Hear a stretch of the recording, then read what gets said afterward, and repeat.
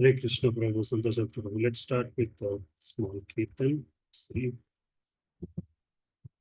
Jai Radha Madhava Kunja Bihari Gopi Jana Vallabha Girivaradhari Jai Radha Madhava Kunja Bihari Gopi Jana Vallabha Girivaradhari Yashodanandana Prajajana Yamuna Tiravanachari Yashodanandana Prajajana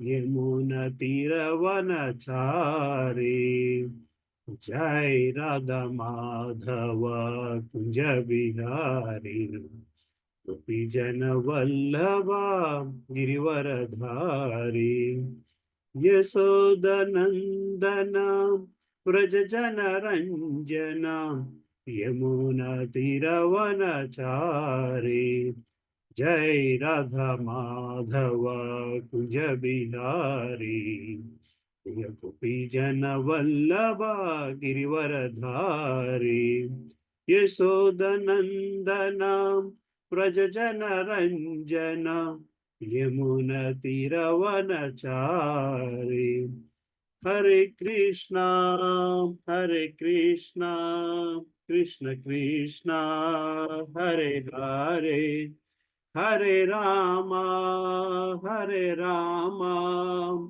Rama Rama, Hare Hare.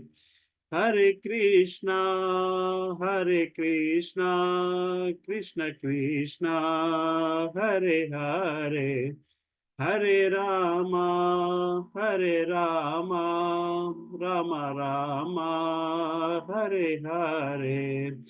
Hare Krishna. Mataji, let's get into prayers and then we'll start.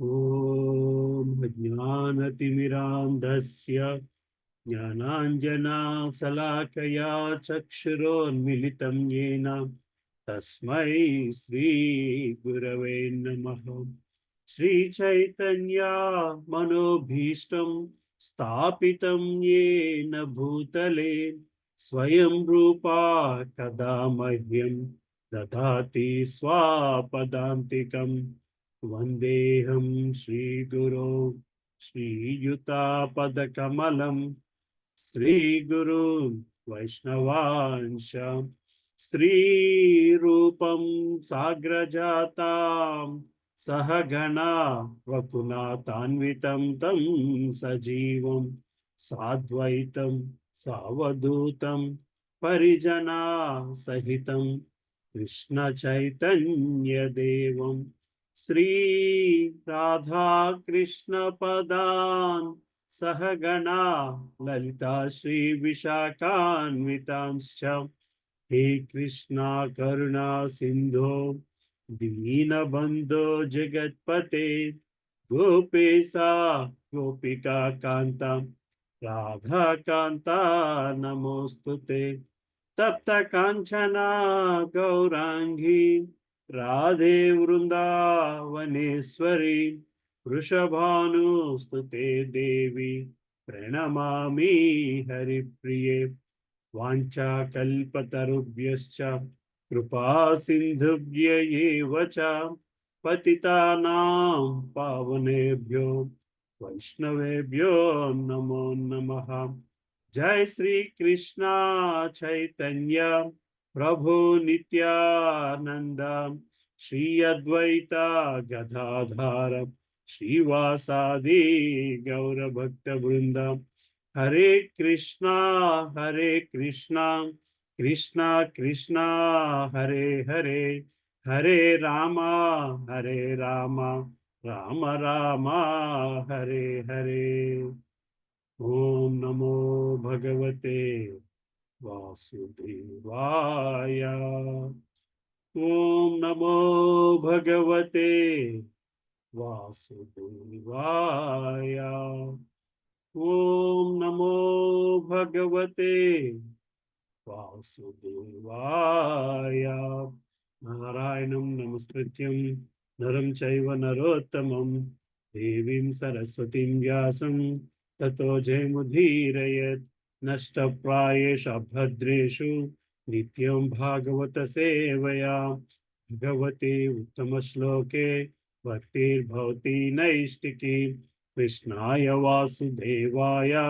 Devaki नन्दनाय च नन्दगोपः कुमाराय गोविन्दाय नमो नमः नमो महावधन्याय कृष्णप्रेमप्रदायते कृष्णाय कृष्णचैतन्य नाम्ने गौरत्विषे नमः नमः पङ्कजनाभाय नमः पङ्कजमालिने नमः पङ्कजनेत्राय नमस्ते पङ्कजाङ्ग्रये नमो ब्राह्मण्याय देवाय गोब्राह्मण्याय हिताय च जगद्हिताय कृष्णाय गोविन्दाय नमो नमः नमो ॐ विष्णुपदाय कृष्णपृष्ठाय भूतले श्रीमते भक्तिवेदान्ता स्वामिनिति नामिने नमस्ते सारस्वती देवे गौरवाणी प्रचारिणे निर्विशेष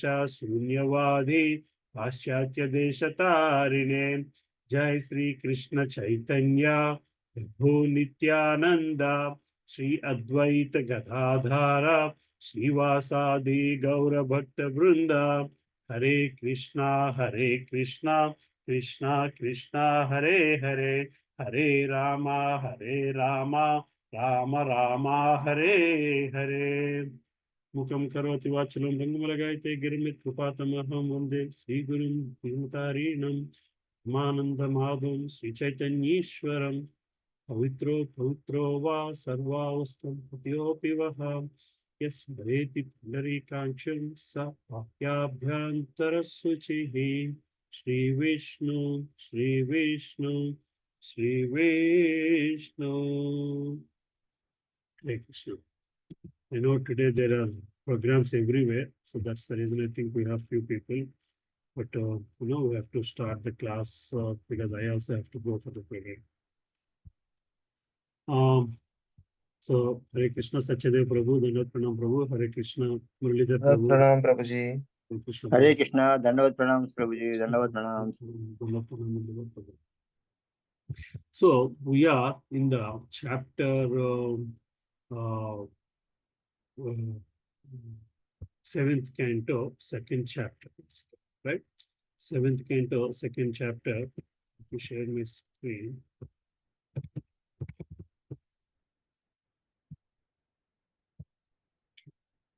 Hiranyakashipu, the king of demons. This is where we are, right?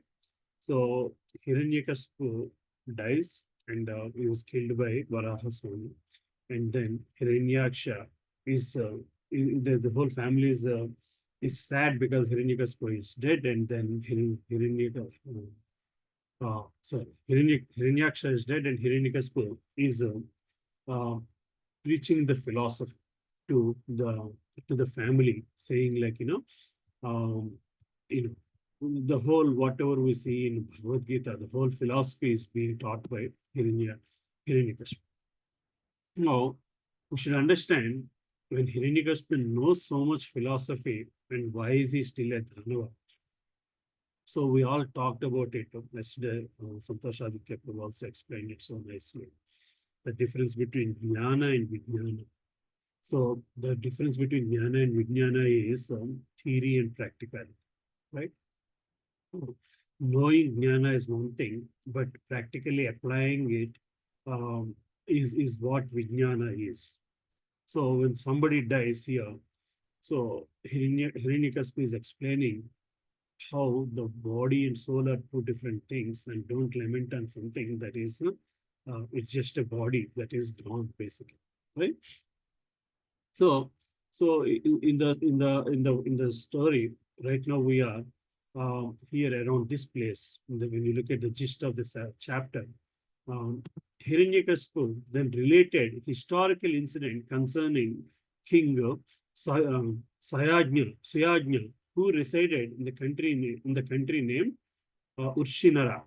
Uh, when the king was killed, his queens, overwhelmed with grief, received instructions which Hiranyakashipu quoted to his nephews. So, so the story, like Sukadeva Goswami is telling Parikshit Maharaj, and when Parikshit Maharaj asked him, why did Hiranyakashipu and Prahlad become enemies, or why is Hiranyakashipu hated Prahlad so much, basically.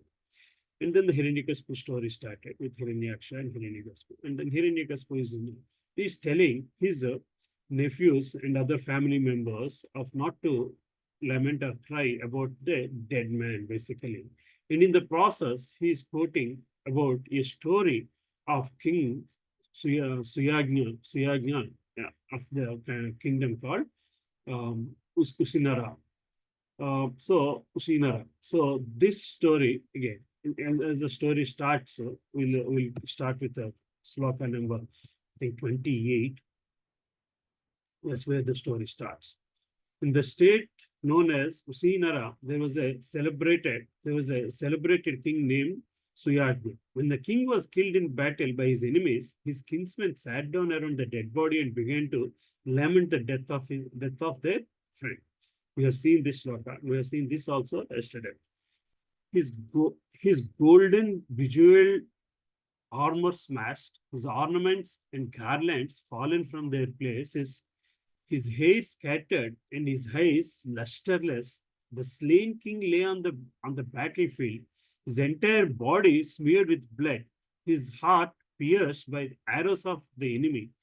When he died, uh, he had when he died, he had wanted to show his prowess, and thus he had bitten his lips, and his teeth remained in that position.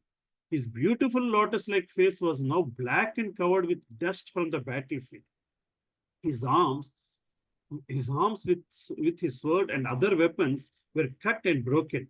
When the queen of the king of Usinara saw their husband lying in that position, they began crying, "Oh Lord, now that you have been killed, we have also been killed."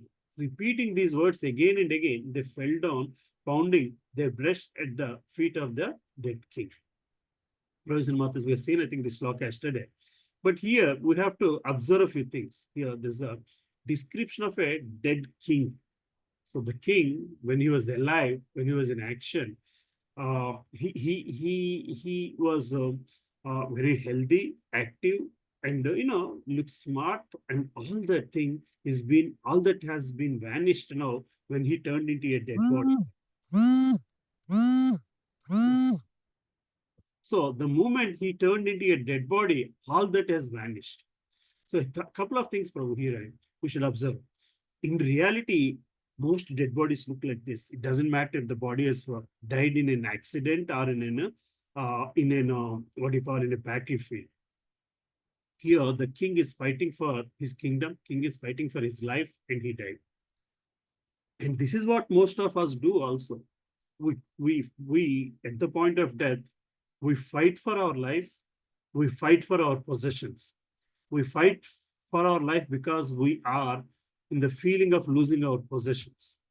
And in fact, Prabhuji Matas, if you have seen some of the people, some of the dead bodies, elderly people who have died, and when you see at the body, they put their picture, and the picture and the body might not look the same at all. The picture and body does not look the same at all. The body here, it says, that had gone through the battle and the hands broken and stuff. And in reality, when you die in a hospital, it's the same thing. Your hand will have full of what do you call this need, hurt with these needles to try to keep you in life. And it is like a broken hand, basically. You're so feeble. The body looks so feeble. And the jivakala is lost, basically. Right? Once the Jivakala is lost, this is what it is. It's like a body in the battlefield. And at that body, these queens are lamenting and the queens are crying, basically. As the queens loudly cried, their tears glided down their breasts, becoming reddened by kumkum powder, and um, fell upon the lotus feet of their husband. Their hair became disarrayed, their ornaments fell, and in a way that evoked sympathy from the hearts of others, the queen began lamenting their husband's death. So again, at the point of death, few things are happening, right? The people around the body, the friends, the relatives are crying. So here we should understand they are not their usual in their usual sense. They forget that the social order or social discipline, then the awareness of the social discipline is also not there basically. Here they don't care how they look at this point. They don't care how. What does it mean is it is the pain that they're going through of losing somebody, right? And the pain of their appearance, of their behavior is directly proportional to how much they're connected to body consciousness. So this sloka more or less explains the desire of a female when her husband or the caretaker has died. So the what do you call it?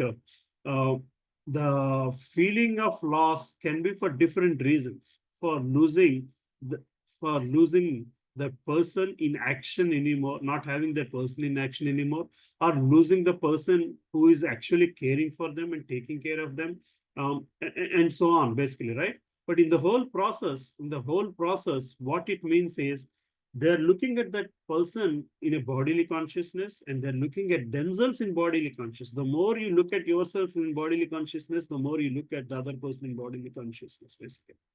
So it all sums up their dependency on the bodily aspect of another person at the end of it, basically, right?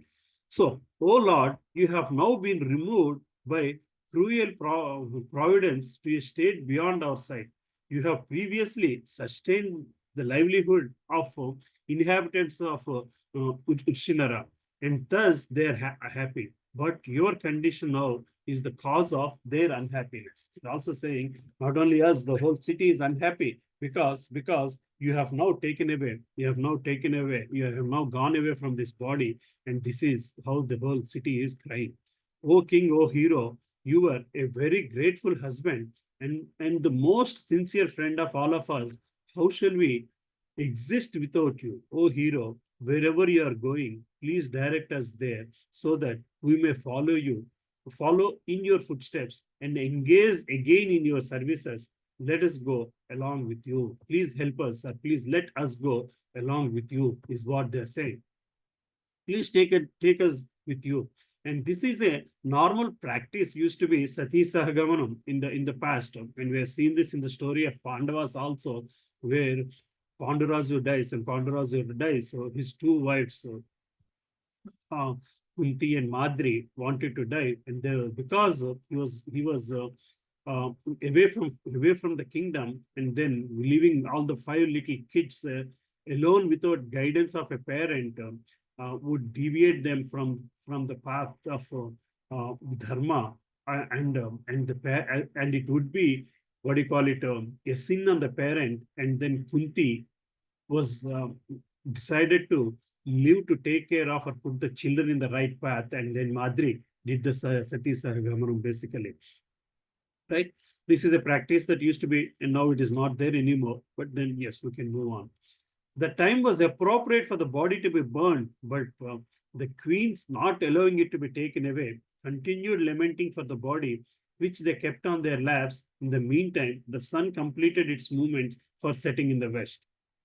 It's a normal practice, basically, for people to to be put to death, put to burial ground before the sunset. If they're born before, I mean, if they die during the daytime, before the sunset, they try to finish all the activities. If they die in the night time, before the sunrise is when they try to finish off all the activities. This is the norm of the society. But these ladies here, they are not letting that activity happen, because it only shows how much they are lamenting, basically. See, apparently the queens continued lamenting for the dead body, the lump of matter, and would not allow it to be taken away for burning. This illustrates the strong grip of illusion among the foolish persons who consider the body is self. See again.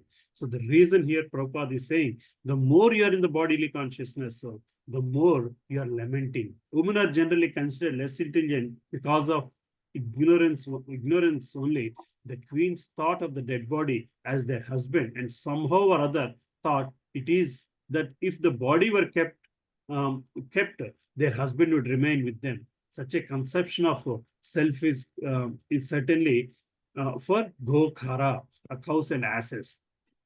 So we see this also, Prabhuji Mataji, very rarely, when when an young calf dies, um, the cow is in such a sad state, and then they would bring the body of the calf next to the cow, and the cow keeps licking it, thinking it is still alive, or at least feeling for the child, and then it continues with their activities. We also see in some cases where they put the dummy calves for the cow to behave normally. So Prabhupada is saying this such thought of keeping the body even after the soul has left. He's comparing it to Gokhara. So we'll move on to next further on the chapter.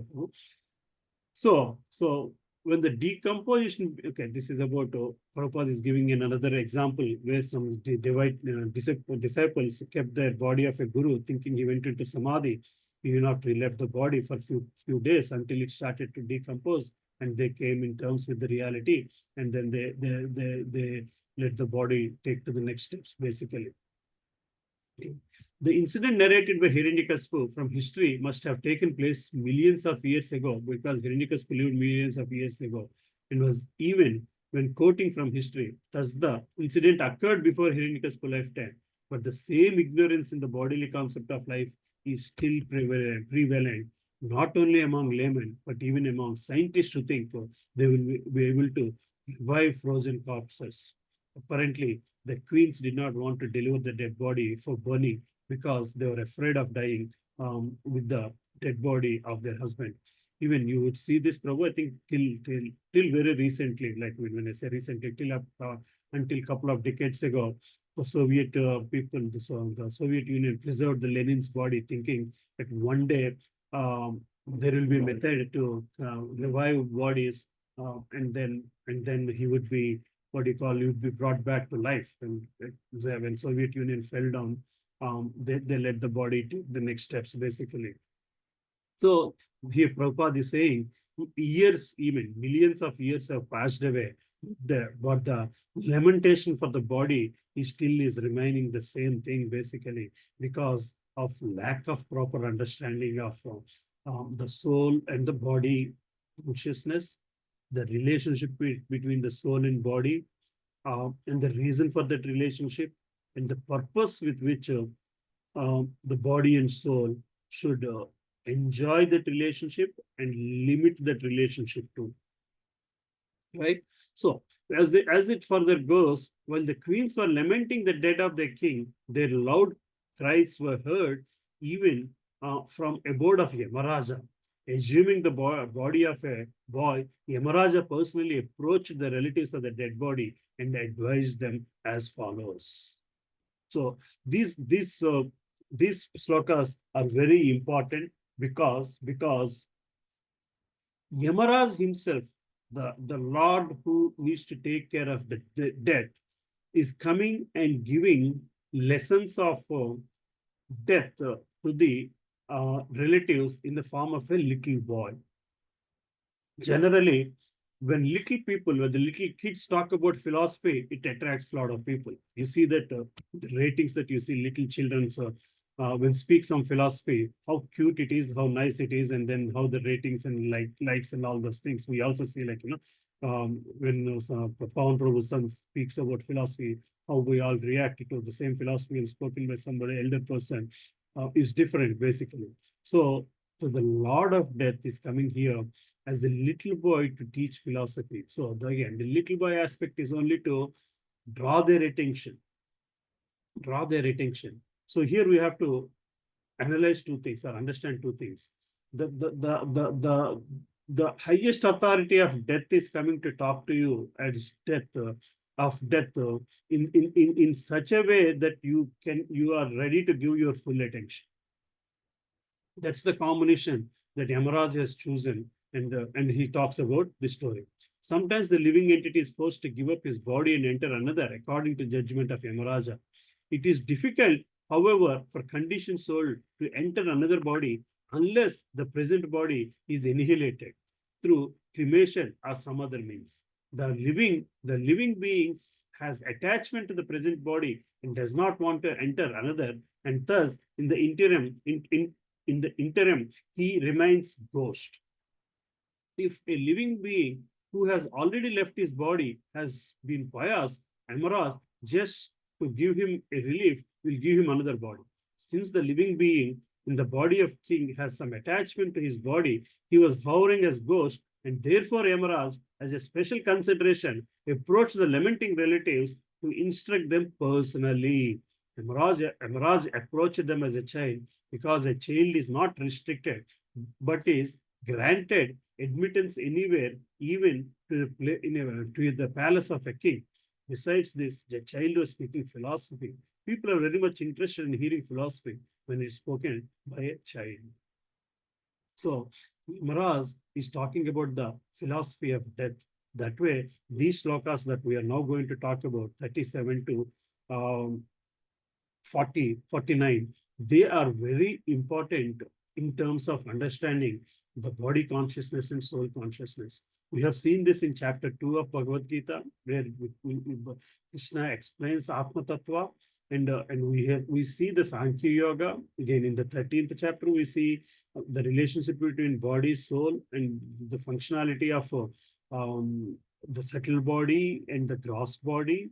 And again, at various places in Bhagavad Gita, Krishna explains the journey of a soul and its and how it gets surrendered to the subtle body of the how subtle body takes over the purity out of the spirit soul and the cause of human behavior because of Triguna Tattva and all. And again in Bhagavatam, in third canto, we have seen the Sankhya Yoga, Kapilmuni Sankhya Yoga. The same thing now we are seeing to a different plane, in a different plane, just the relationship between the gross body and the spirit soul, explained by none other than Yamaraj himself. Hare Krishna. Any questions, comments still here before we get into the depth of slokas?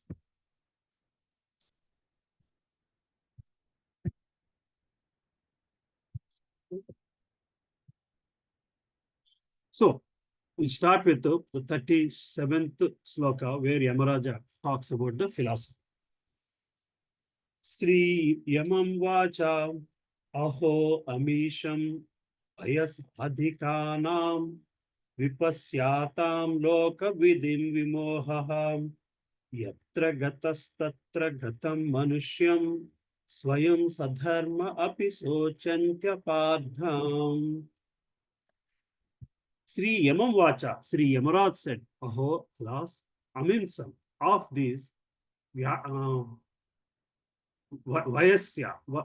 Vayasa, by years, Adhikanam, of those advanced to Vipasyatam, seeing every day, Loka with him, the law of nature that everyone dies, Vimoha, the bewilderment, Yatra, from where, Agata came, Patra there, Gatam returned, Manishyam the man, Swayam themselves, Sadharma similar in nature, prone to death, Api although, Sochanti they lament, Apardham uselessly. Krishna, I'll read the translation. Sri Yamara said, alas, how amazing it is, these persons who are older than me have full experience that hundreds and thousands of living entities have taken birth and died. Thus, they should understand that they also are apt to die. Yet, still they are bewildered. The conditioned soul comes from an unknown place and returns after death to that same unknown place. There is no exception to this rule. which is conducted by material nature. Knowing this, why do they uselessly lament? Hare Krishna. Anybody wants to recite the shloka, Prabhuji? Hare Krishna, can I try? Yes, Prabhu. Thank you, Prabhu. Shriyamamuvacha aho amisam vayasadhikanam vipashyatam lokavidhim vimoha yatra gata tatra gatam manushya swayam sadharma abhisochayanti apartam. Hare Krishna. Hare Krishna. So,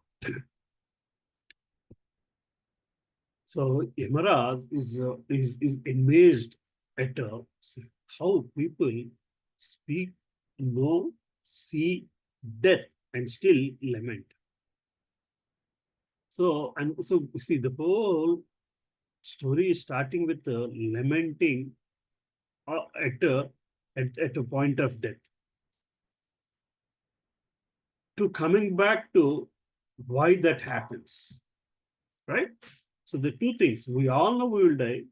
We all know we have to cry for somebody else's death. And yet, if we don't do anything about it, all that you end up is crying at the point of death, crying at the point of someone's death, crying at the point of your own death.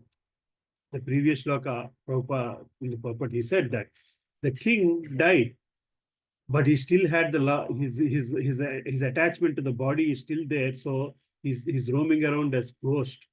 So what happens? We bury the body, or we put the body to fire, so that the ghostly or the soul understands that there is no reason that the body still, when the body doesn't exist, and it has to make truce with the situation and go forward and move on. That's the reason why in our culture we bury the dead body, we burn the dead body basically, so that if the person still has little element of connectivity to the body, that has to be lost. And then you do those 13 days of karma. So telling that body, that soul, please, now you have to move on. We are taking care of anything that you have not done, or anything that you think you should have done and have not done. On your behalf, we are doing it. Please, it's time for you to move on. So that's what the Antima Karma is all about, right? Antima Karma Antima Samskaras is all about. So here, Emaraj is saying how people, they're very learned people, they're aged. And we all talk about this philosophy, but at the same time, are we ready to give up our body just like that? And what is stopping us? What is stopping us doing that? Knowing the fact that we know the philosophy, knowing the fact that we are not the body and we are the soul, knowing that fact that the body will take, the soul will take another body, yet we get ourselves locked to the love of this body. We don't want the situation to change. We want to always bring it back to a rhythmic situation where we think we are happy, healthy, and all that stuff. But unfortunately, the time factor of God changes everything. The time factor of Krishna changes everything. And the time factor only deteriorates anything. Right? The purport. The Lord says in Bhagavad Gita 2.28, Avyaktani bhutani vyaktamadhyani bharata avyaktan avyaktani dhanatyeva tatra ka paridevana.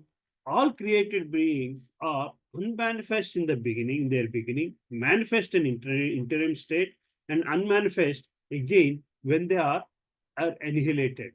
So what need is there for lamentation? Again, second chapter, where Krishna talks about Atma Tattva, is explaining Arjuna, why do you have to lament about the bodies that you're seeing in front of you? For their souls have come from an unmanifested state, and they'll again go back to their unmanifested state. And why are you lamenting at looking at the bodies alone? Accepting that there are two classes of philosophers, one believing in the existence of the soul and others not believing in the existence, there is no cause for lamentation in either case. The non-believers in the existence Non-believers in the existence soul are called atheists by followers of Vedic wisdom. Yet, even for an argument's sake, we accept the atheistic theory, there is still no cause for lamentation. Apart from separate existence of the soul, the material elements remain unmanifested before creation. From this subtle state of unmanifested manifestation comes manifestation. Just as from ether, air is generated, from air, fire is generated, from fire, water is generated, and from water, earth becomes manifested. So we're talking about how things are manifested from Mahatattva. From earth, many varieties of manifestations take place. For example, a big skyscraper is manifested from earth. When it is dismantled, the manifestation becomes again unmanifested and remains as atoms in the ultimate stage. The law of the law of the conservation of energy remains, but in the course of time, things are manifested and unmanifested. That is the difference. Then, what cause is there for lamentation in either manifestation or unmanifestation? Somehow or other, even in the unmanifested stage, things are not lost, but both at the beginning and at the end, all elements remain unmanifested, and this does not make any real material difference. Basically, even if you are an atheist who does not believe in the soul concept, there's no reason to worry about, because everything is put together, and then it's like a what do you call it? A sand castle. Everything is come put together, and then it can be destroyed, and the sand is still there, basically. So it's just a manifestation of something. Object is gone, and then and then the original state of unmanifested state has reached. So there's no reason to worry about. But then, if you look at the other people, we accept the Vedic conclusion as stated in Bhagavad Gita. Antavant ime deha. That these material bodies are perishable in due course of time. Nitya sokta sarina. But that the soul is eternal, then we must remember always that the body is like a dress. Therefore, why lament the changing of a dress? The material body has no factual existence in relation to eternal soul. It is something like a dream. In a dream, we may think of flying in the sky or sitting on a chariot as a king. But when we wake up, we can see that we are neither in the sky nor seated in the chariot. The Vedic wisdom encourages the self-realization on the basis of non-existence of the material body. Therefore, in either case, whether one believes in the existence of soul or one does not believe in the existence of soul, there is no cause for lamentation for loss of what is just the body. So, provision mata is, we always tend to, we all know that, the soul is the reason for the body moving around. But at the same time, when a body is doing activities, we forget the soul lying behind it. We what do you call it? Attribute an achievement to a body and not to the soul.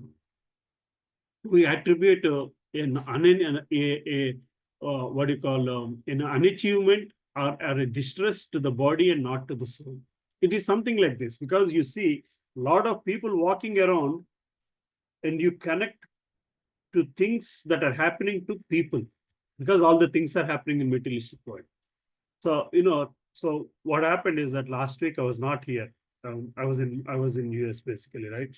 So in US, if you have seen, if you stand next to the highway, you'll only see cars moving, and everything is reference to a car.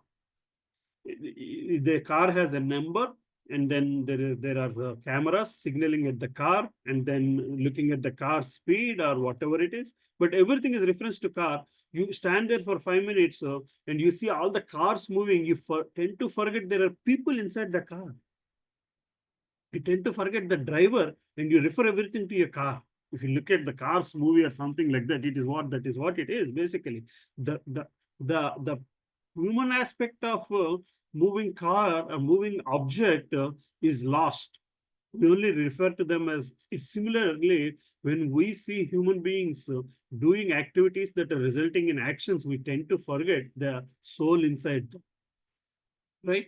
So that is the fundamental reason. We all know that there is a driver inside, but when activity is happening, we do not look at the driver aspect of it until something wrong happens, right?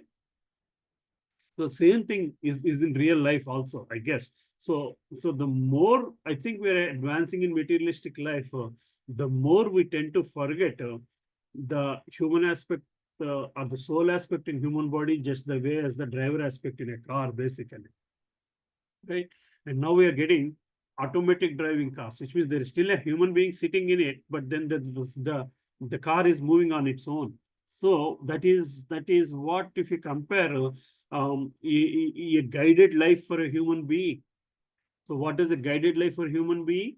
You are born, go to school, get a degree, make some money, then get married, keep the family happy, then deal with your middle age problems, and then you die. So there's a predefined process, basically. So the more you're predefining the process, the less you realize the soul aspect of the human being.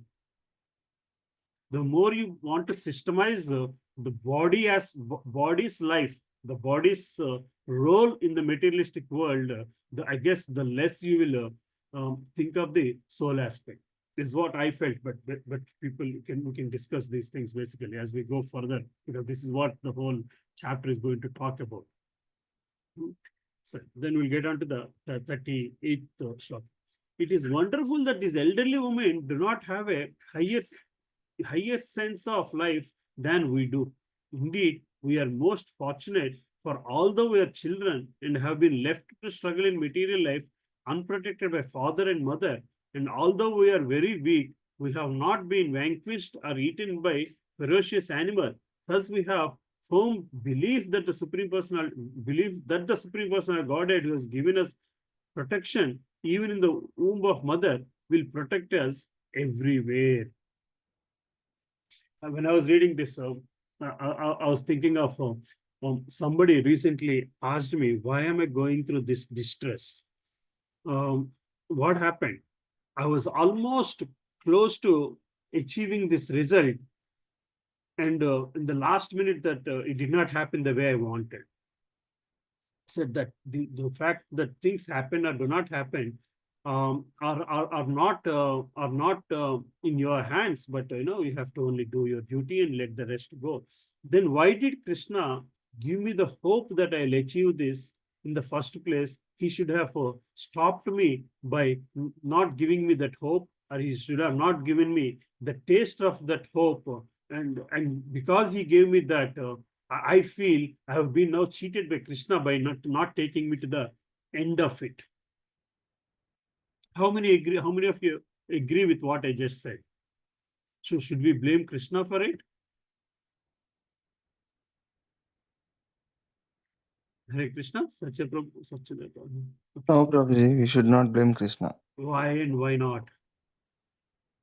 I mean, if we know the real, like, the karma philosophy, because Okay. of the free will. Yeah. But Krishna only is giving you that hope of, you wanted to buy a car, for example. So Krishna only showed you the car, Krishna only showed you the model. He was only able to get you the brochure into your hand. He was only able to show you the bank balance. And you said you had a exact bank balance, and tomorrow you're trying to make the purchase. And the day before that, an unexpected expense has come and it took away 10% of that balance. And now you cannot buy that. Now this person is questioning me. Why did Krishna bring me to this point, till this point, and then cheat me here? Right? Krishna should have taken this and right at the beginning and not put me through all this. So now what happens is such people become little bit away from Krishna after that. How do we handle that? So because of this, now I feel, should I keep coming to satsanga? The problem here is, Prabhu, you can keep Krishna's plan is not to get him a car. Krishna's plan plan is is not different. to get to him a car. That's only in his plan. So Yeah. it's only in his plan to get him a car. Okay. But Krishna only facilitated everything, right? Yeah. Krishna facilitated everything. Yes, Yeah. Prabhu, I agree with you. I agree with both of you, sir, Satyadev Prabhu and Muralidhar Prabhu. So this is again the we can keep explaining the concept of karma, free will, and to that point we have seen and we have not seen. Then the question would come: why did Krishna protect me in the womb itself? If Krishna thinks I'm going to be miserable in this world, he could not have. He could have killed me in the womb itself. But see, what happens is when you are so much connected to the materialistic satisfaction, you forget to be even gratitude to God, because you attribute your materialistic satisfaction success to you and your body rather than Krishna. If you have thought, the same person, if you had thought the whole bank balance has appeared only because of Krishna, only because of Krishna, he was even able to even think of buying a car. So if you had put Krishna at every piece of the puzzle, when the last piece of the puzzle did not go in his favor, then he really does not have to take it too personal. The moment you're taking it too personal, the habit of taking it too personal has come because you're taking it too personal from the day one of things, basically. So now suddenly, when in distress, you are claiming it's the fault of Krishna, and honestly, you are not claiming fault of Krishna, or the reason why you are in such of a solution to get from Krishna. You are claiming it is fault of Krishna because you don't want to own the fault for yourself. You want somebody else to take fault, and that's easy to blame the God. You see what I'm saying, Prabhuji? If you are really looking for a solution from Krishna, you would not even blame Krishna for it. You would still ask him for a solution and accept the solution. Or you pray him, give that he help you accept the solution. Right? So we keep forgetting the way God has protected us from the time of we entering the womb of the mother. From the time that a body was given to us, or a body was given to the spirit soul. Again, the spirit soul is the word soul and spirit soul are two different things, right? It is only one thing, but the words are two different things. The more the soul is connected to materialistic body, it is more in the soul aspect. The more it is disconnected from the materialistic body. In the sense of the less it is connected to the subtle body, the more spirit it becomes, the more spiritual it becomes, right? So the choice is always there. The choice is always there. And the body is the one that facilitates the choice.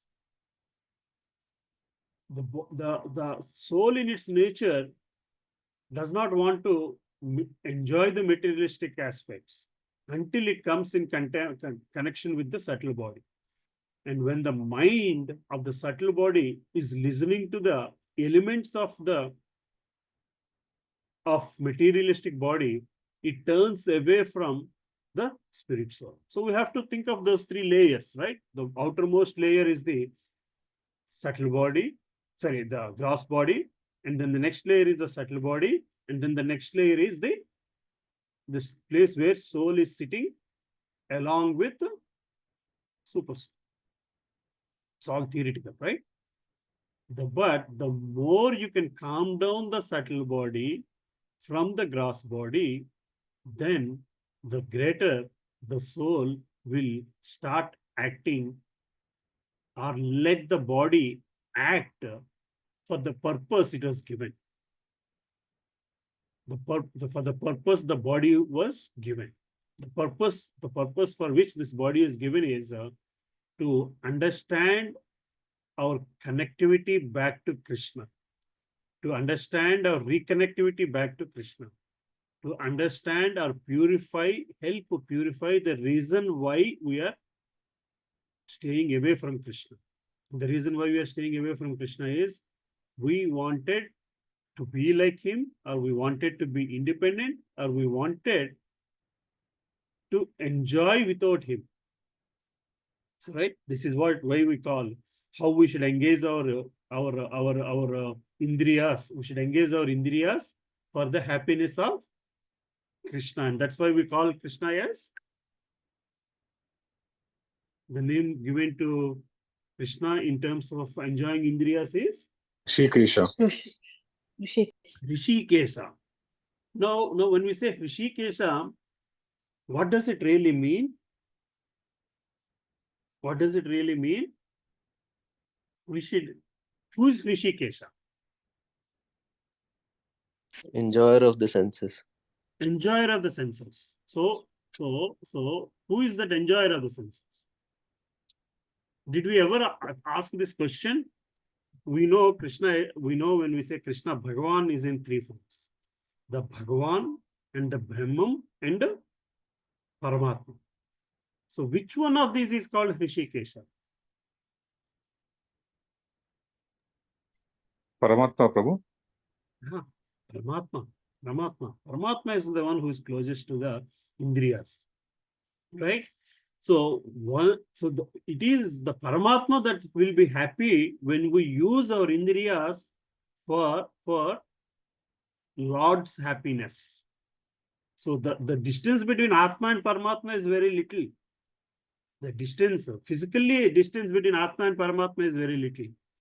But what are we doing is, we are engaging Indriyas to satisfy the contaminated soul, not the spirit soul, that the soul that is what we think is enjoying or wants to enjoy the materialistic aspects. So that's what this whole Yamaraja's explanation is about.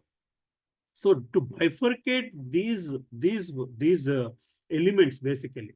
So the more you are doing things for that bodily satisfaction, the more you are doing things less for the soul, and the more you are doing less for the soul, the more is the distance between the soul and the super soul, right? Anyway, we'll get to some more. These are very big purports, Prabhujis, because I'm not going to go through all the purports here.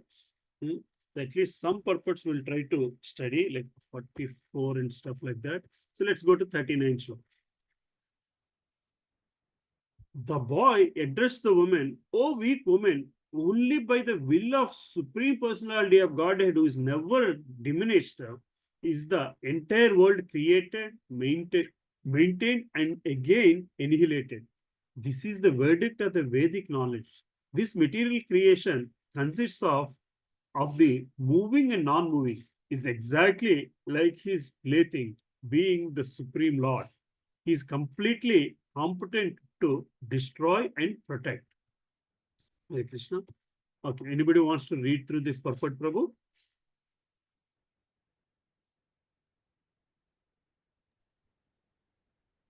Hare Krishna, Prabhu, I can read.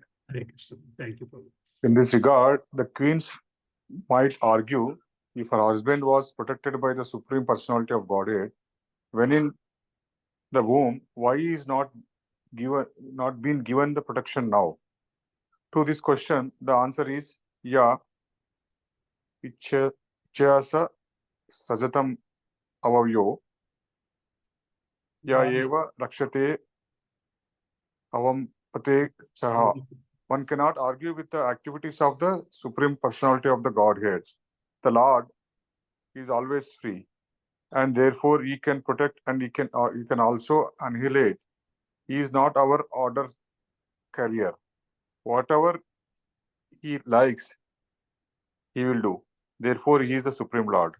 The Lord does not create this material world at anyone's request, and therefore he cannot annihilate everything merely by his will. That is his supremacy. If one argues, why does he act in this way? The answer is that he can do so because he is the supreme. No one can no one can question his activities. If one argues, what is the purpose of this sinful creation and annihilation? The answer is that to prove his omnipotence, he can do anything. and one can question him, and no one can question him. Sorry, if he were answerable to us concerning why he does something and why he does not, his supremacy would be curtailed. Hare Krishna. Hare Krishna. So this is extension to what we're discussing, right? The reason what we discussed is the reason why we lament on something is because we have not understood that everything that's happening in our life is because of Lord Krishna himself. But again, why is Krishna doing the way he wants to do it? Because that's his power. He can do whatever he wants, basically. If we want him to do certain things in such a way, that means we are not accepting his highest authority. And the moment we accept his highest authority, we don't have to worry about why we have not achieved something the way we want it to be achieved. Because everything is at the mercy of the Lord. Right, Prabhuji? Let's get on to the next slide. The 40th slok. Hare Krishna. Sorry.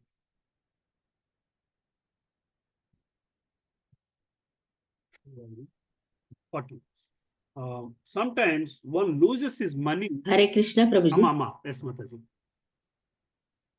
Hare Krishna, Balamadi Mataji. Cheppandi. No, Prabhuji. I want to read it. That's it. Oh, okay. Amma, read it, Mataji. Chadvanam. Hare Krishna, are you reading it?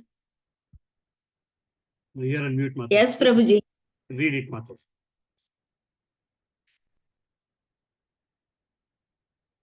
We can't hear you, Mataji. I will read the shloka, Mataji. You can read the purport. Sometimes one loses his money on a public street. On the other hand, if the Lord does not give protection, even money maintained very securely at home is lost. If the Supreme Lord gives one protection, even though one has no protector and is in the jungle, one remains alive. Whereas a person well protected at home by relatives and others sometimes dies, no one being able to protect him. Purport. Srila Prabhupada ki jai. These are examples of the supremacy of the Lord. Our plans to protect or inhalate do not act. Hare Krishna. But whenever he thinks of doing actually happens. The examples given in this regard are practical. Everyone has had such practical experiences. And there are also many other clear examples. For instance, Prahlad Maharaj said that a child is certainly dependent on his father and mother, but in spite of their presence, the child is harassed in many ways. Sometimes, in spite of a supply of good medicine and experienced physician, a patient does not survive. Therefore, since everything is dependent on the free will of the Supreme Personality of Godhead, our only duty is to surrender on to him and seek his protection. So we think we act on our free will, but here Prabhupada is saying, but everything is happening at the free will of the Supreme Personality of Godhead. All that we have to do is surrender, submit our free will to God's free will. If we are able to do that, that's not easy task. Prabhuji and Matajis, Hiranyakashipu is saying this. I'm saying it just like Hiranyakashipu, but as human beings, it's very difficult. Practically be able to surrender our free will to this free will of Supreme Personality of God. It takes away all our plans, away from us, because we think we are great planners. We know we have insurance for that, insurance for this, and all this we have planned, and yet why things are not happening the way we planned? Because they're all happening at the free will of the God. Right? So it does not mean we should not plan. This does not mean we should not plan. We should still plan, but understand our plan has to, and pray that our plan is according to God's plan, and it's according to God's free will. Right? It's only then we are surrendering our free will and get to a point where you are ready to move on from this world when the time comes. Every conditioned soul receives a different type of body according to his work. And when the engagement is finished, the body is finished. Although the spirit soul is situated in subtle and gross material bodies in different forms of life, he is not bound by them, for he is always understood to be completely different from the manifested body. See, Yamaraj is saying, your soul, the spirit soul, is situated in the subtle and gross material body, but it is totally different from these. That is what is what you call it, the science of self-realization. The self-realization aspect is when you are able to realize the spirit soul is situated in subtle and gross material, yet it is totally different from them, for he is always understood to be completely different from the manifested body. Let's get to the next paragraph. Just as householder, although different from the identity of his house, he thinks his house to be identical with him. So the conditioned soul, due to ignorance, accept the body to be himself. Although the body is actually different from the soul, this body is obtained through the combination of portions of earth, water, and fire. And when the earth, water, and fire are transformed in the course of time, the body is vanquished. The soul has nothing to do with the creation and the dissolution of the body. So the thing that we are lamenting so much has got nothing to do with the actual you, actual me. The actual self has nothing to do with the self that I think I am made of. But the self that I think I'm made of are nothing but portions of earth, water, and fire. And when fire are transformed in course of time, the body is vanquished. When each of these elements removes some of its influence, when the sufficient water is not circulating in the body the way it is supposed to be, then you have the kidney problems. When the fire is not is deteriorating its activity on the body, you have the indigestion problems. And so, but these things are supposed to happen over a period of time, and that's the time factor of God's energy. And then we should realize the me is got nothing, the soul has got nothing, and the me, the so-called XYZ, is for the gross and material body that is named, and the responsibilities that I think I have are only for the gross and material body, but the soul itself has a different purpose. Right, let's get to 43. As fire, although situated in wood, is perceived to be different from the fire from the wood, as air, although situated within the mouth and nostrils, is perceived to be separate, and as sky, although all pervading, never mixes with anything. So the living entity, although now encased, the word is you have to use all the time. Living entity is encased within the material body, of which it is the source, is separate from it.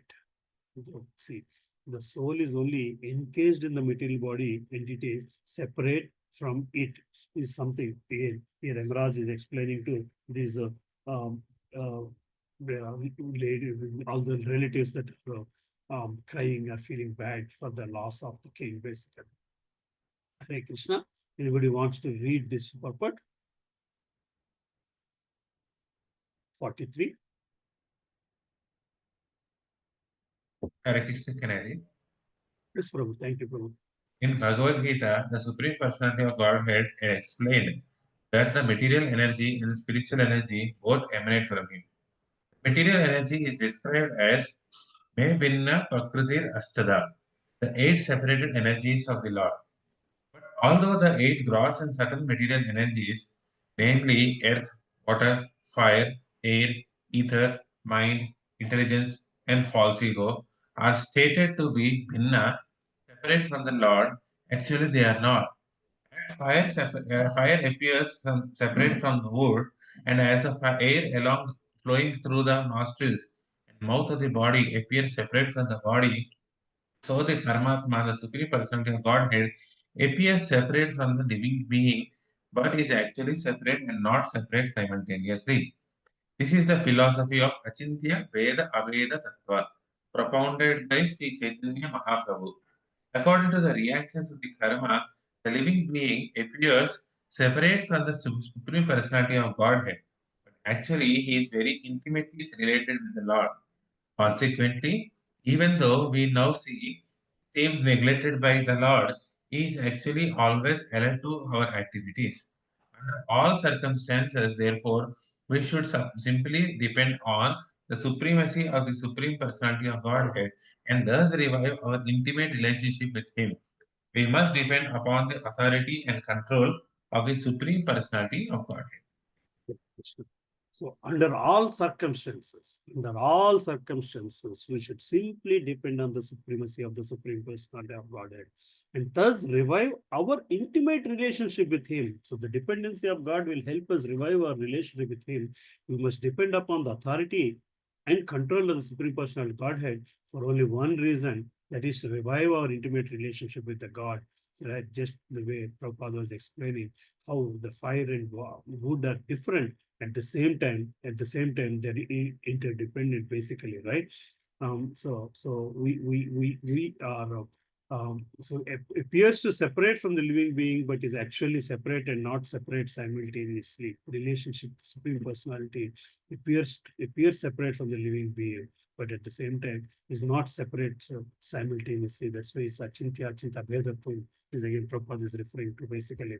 So the living Paramatma is different from the body, but at the same time Paramatma is not different because the body is the material energy is also belongs to Krishna.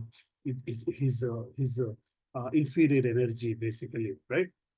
So the only thing we can do is take help of the material energy, take help of the material body to serve the non-material aspect of element that is sitting inside this material body, the Paramatma and this Suddhatma, the spirit soul and the super soul, basically, right? So we'll get to 44.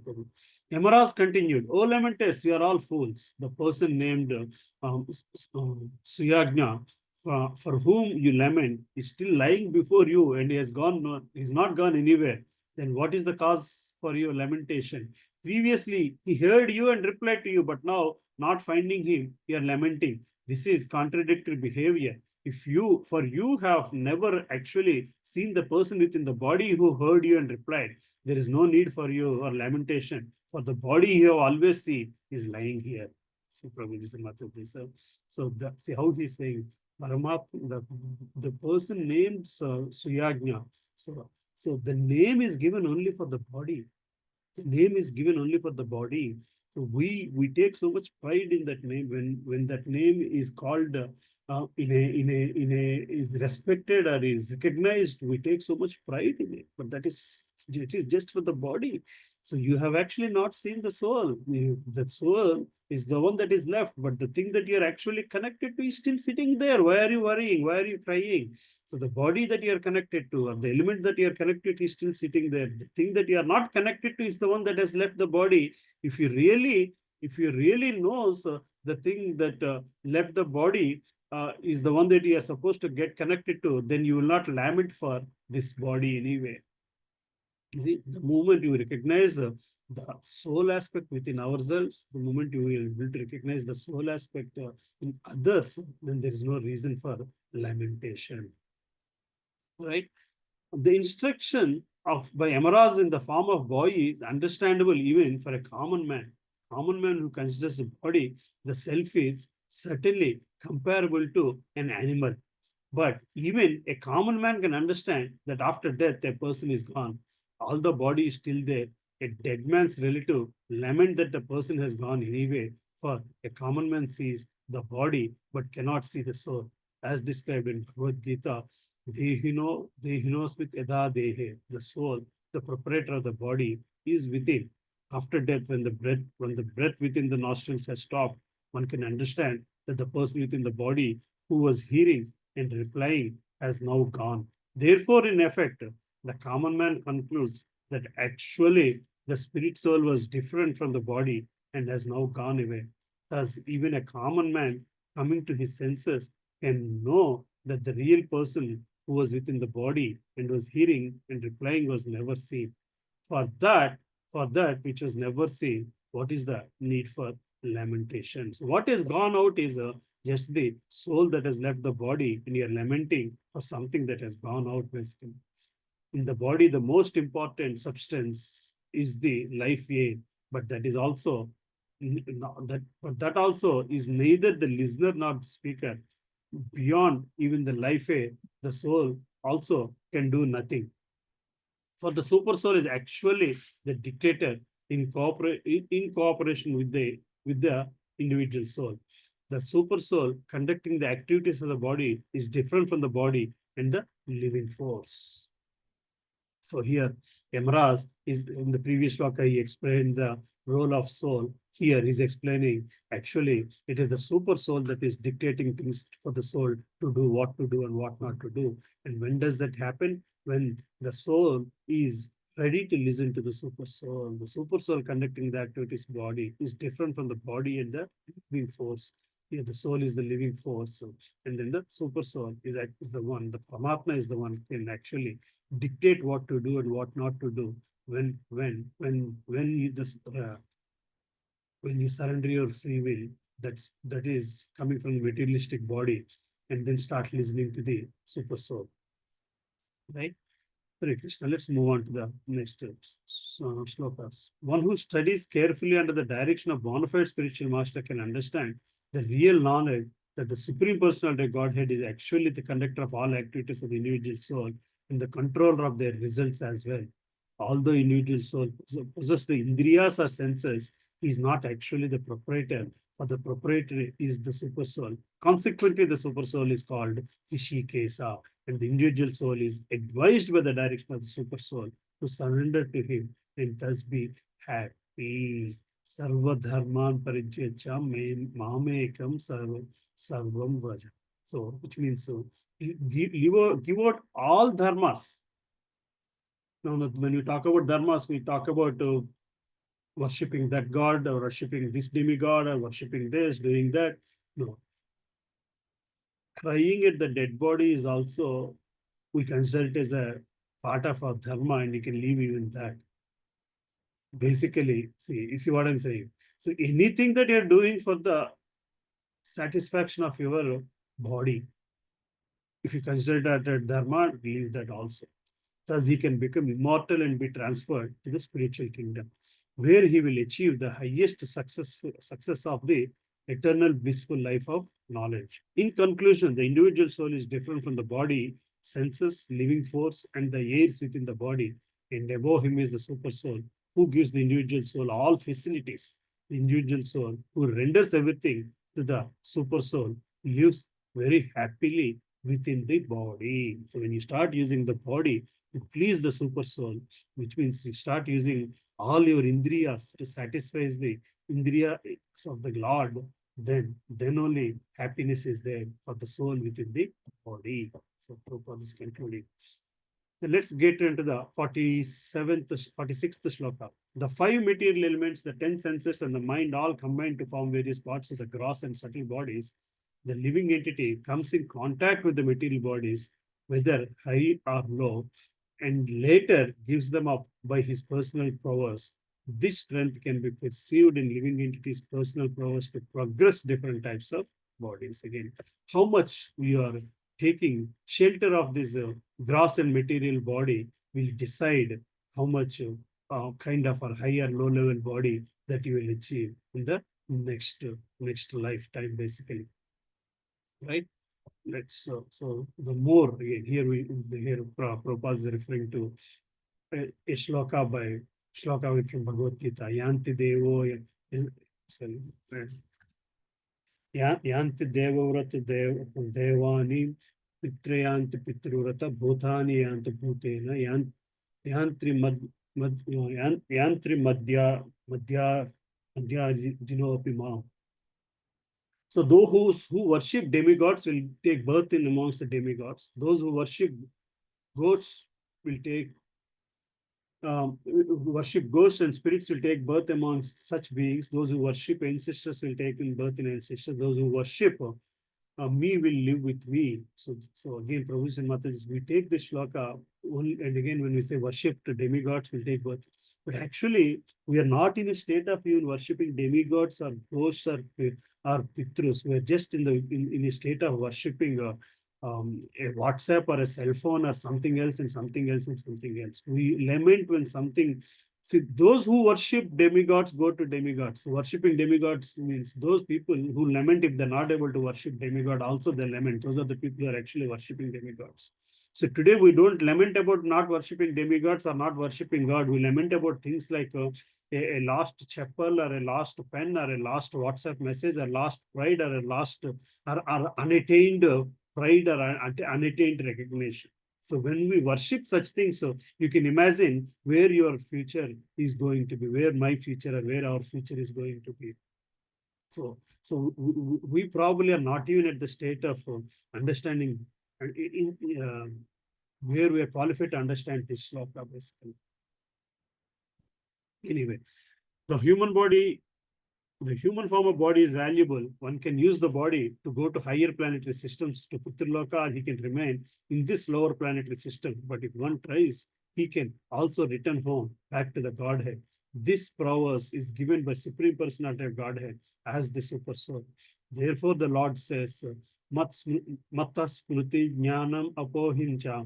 From me comes remembrance, knowledge, and forgetfulness. Where is it? How is it coming? Because the Super Soul is sitting in our body and is helping us to, or guiding us to give the memory and forgetfulness. If one wants to receive real knowledge from the Supreme Personality of Godhead, one can become free from the bondage to repeated and acceptance of material bodies. If one takes to the devotional service of the Lord and surrenders unto Him, the Lord is prepared to give one directions by which to return home back to the Godhead. But if one foolishly wants to keep himself in darkness, he can continue in a life of material existence. Hare Krishna.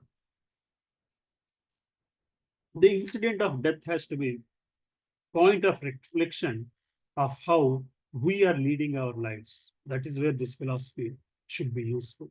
Everybody, we all talk about Smasana Vairagya philosophy at the moment, at the time of in the Smasanam, but in any incident of death, a death of a dog, a death of a cat, a death of a mosquito, a death of a rat, should help you sit back and contemplate on what is that you are doing differently from that animal, what is that you are doing differently from that human being, what is that you are doing that will put you on a higher platform. Right? That's what here Yamaraj in his story, Hiranyakashipu in his story, is trying to help us understand. Sukadeva Goswami in his story is trying to help Parikshit Maharaj, who is who seventh canto basically, which means probably in the third day or fourth, fourth day of his short span that is left before death, basically. Hare Krishna. As long as the spirit soul is covered by the subtle body, consisting of mind, intelligence, and false ego, is bound to the results of his fruitive activities. Because of this covering, the spirit soul is connected within the material energy and must accordingly suffer material conditions and reversals continually, life after life. 48 will go. If it is fruitless to seek and talk the material modes of nature and their resultant so-called happiness and distress as if they were factual. When the mind wanders during the day and a man begins to think himself extremely important, or when he dreams at night and sees beautiful women enjoying with him, these are merely false dreams. Similarly, the happiness and distress caused by material senses should be understood to be meaningless. Happiness and distress caused by material senses should be understood to be meaningless. This is the takeaway line for us if there's anything from this session. Basically, the happiness and distress caused by material senses should be understood to be meaningless. The happiness and distress delivered from the activities of material senses are not actual happiness and distress. Therefore, Bhagavad Gita speaks of happiness that is transcendental to the material conception of life. When our senses are purified by material, our senses are purified of material contamination, then becomes Tendriya, transcendental senses. And when transcendental senses are engaged in the service of the master of the senses, Rishikesa, one can derive real transcendental pleasure. Whatever distress or happiness we manufacture by material concatenation through the subtle mind is no reality, but is simply a mental concatenation. One should therefore not imagine so-called happiness through mental concatenation. Rather, the best course is to engage the mind in the service of the Lord, Rishikesa, and thus feel real blissful life. Hare Krishna. Until that happens, so there will be lamentation at the point of death by the self. There will be other people lamenting your death until you have crossed the barrier of mind enjoying indriyas, until you become atendriya, the transcendental sense, making your indriyas atendriyas. That means you are not going to enjoy, or your indriyas are not being able to be satisfied with the material enjoyments, that the material happiness and material distress. We plainly blame Prakriti Triguna, but it is not that. It is that our surrender that is actually is not helping us, or helping or not helping us to become Atendriya, that we can satisfy the Hrishikesa, which means using our Indriyas uh, beyond the material satisfaction, right? Hare Krishna. We'll go to the 49 shloka and we'll stop at 49 because at 8:35 I want to stop the class. 49. Those who have full knowledge of self-realization, who know very well that the spirit soul is eternal, whereas the body is perishable, are not overwhelmed by the lamentation, but persons who lack knowledge of self-realization certainly lament. Therefore, it's difficult to educate a person in illusion. So, if you are in illusion, you will not even understand what Yamaraj is speaking, is what Yamaraj is telling basically. So, unless you get out of this illusion, you are not even going to be educated. Until then, the jnana, it will remain as jnana. Whatever you learn, it will simply remain as jnana and will never become vijnana unless you come out of the illusion. The illusion here is the happiness and distress are temporary, and you have to go beyond that. And the role of the body is to not satisfy its needs, but satisfy the transcendental needs of the soul, basically, right? So again, this is the purport. He talks about the same thing, the self-realization, basically. Those who are materially engrossed, being blind to knowledge of the ultimate truth, have many subjects for hearing in human society. O Emperor, for ordinary persons engaged in material activities, there are many subject matters to understand, because such persons do not understand self-realization. One must therefore be educated in self-realization, so that under any circumstances in life, he will remain steady in his words. He will stop at this 49 shloka.